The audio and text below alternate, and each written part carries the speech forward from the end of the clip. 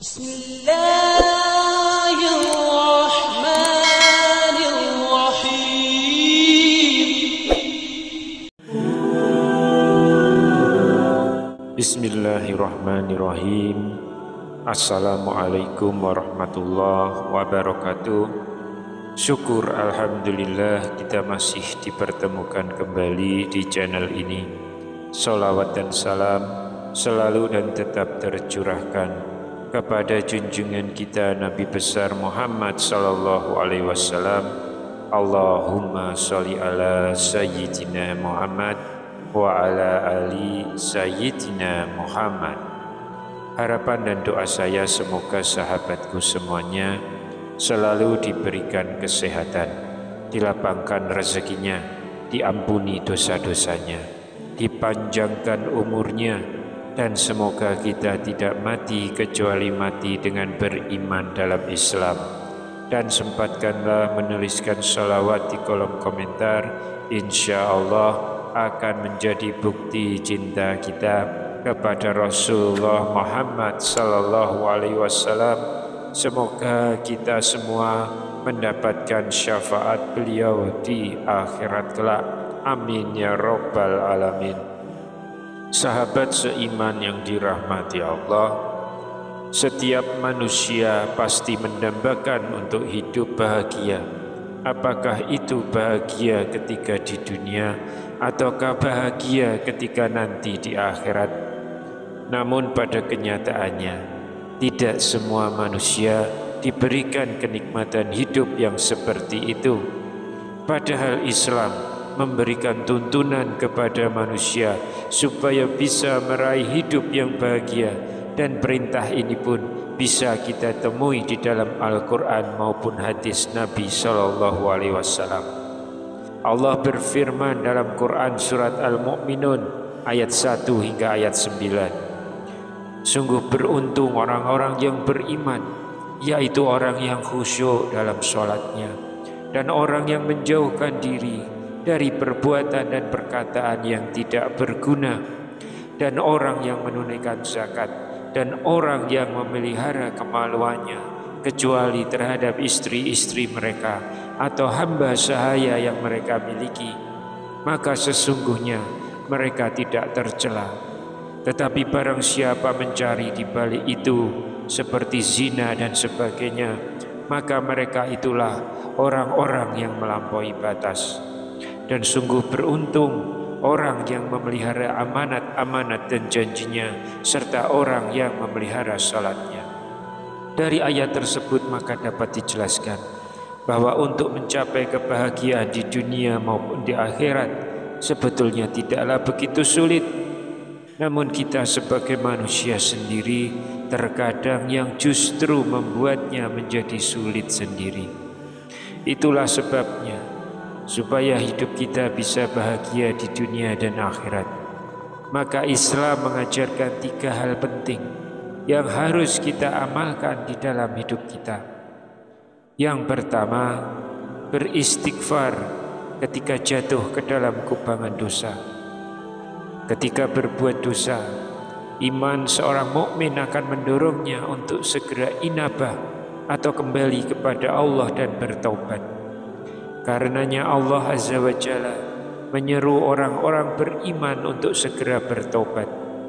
Wahai orang-orang yang beriman, bertobatlah kepada Allah dengan taubat nasuha. Quran surat At-Tahrim ayat 8. Dalam ayat yang lain Allah juga berfirman, dan bertobatlah kepada Allah wahai orang-orang yang beriman agar kalian beruntung. Quran surat An-Nur ayat 31. Bila orang yang beriman berbuat dosa, ia akan menjadikan imannya sebagai tempat berlindung. Dengan begitu iman akan membimbingnya untuk segera bertaubat dan beristighfar. Iman akan mengingatkannya bahwa ada Tuhan yang maha menerima taubat, maha pengampun dan maha pengasih. Dia menerima taubat hambanya, memaafkan kesalahannya, dan mengampuni dosa-dosanya. Tidak berat bagi Allah untuk menutupi dosa-dosa itu. Allah Subhanahu wa ta'ala berfirman, Wahai hamba-hambaku yang telah melampaui batas terhadap dirinya, janganlah kamu berputus asa dari rahmat Allah. Sesungguhnya Allah mengampuni segala dosa. Sungguh dialah zat yang maha pengampun, lagi maha penyayang. Quran Surat Az-Zumar ayat 53. Apabila pelaku maksiat merasakan kenikmatan saat melampiaskan syahwat, maka hamba yang benar-benar beriman dan senantiasa merasa diawasi Allah akan merasakan kenikmatan yang tidak mungkin disetarakan dengan kenikmatan para pelaku maksiat.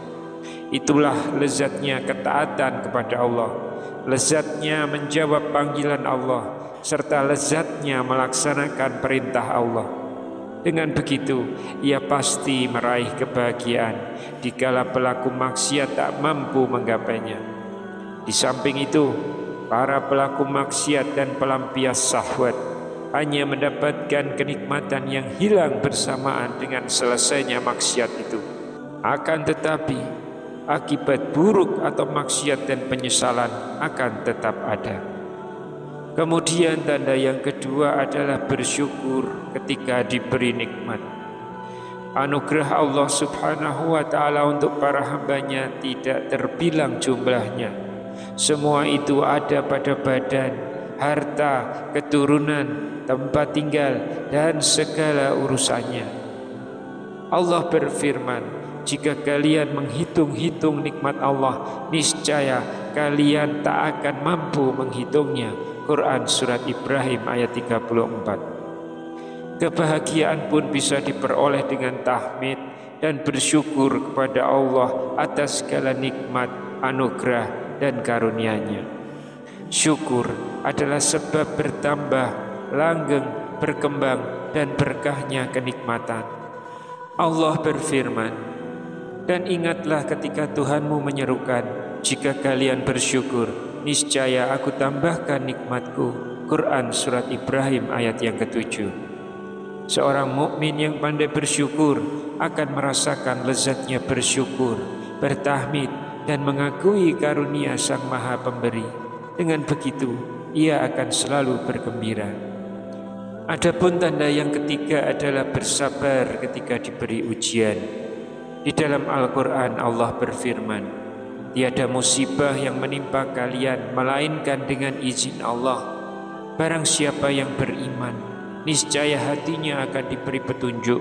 Quran Surat At-Taghabun ayat 11. Al-Qamah rahimahullah berkata, maksud dari seorang yang ditimpa musibah, maka ia lantas tahu bahwa itu semata ujian dari Allah, maka ia pun ridho dan menerima. Oleh sebab itu, seorang mukmin akan memperoleh pahala syukur saat diberi anugerah dan pahala sabar saat musibah dan ujian datang.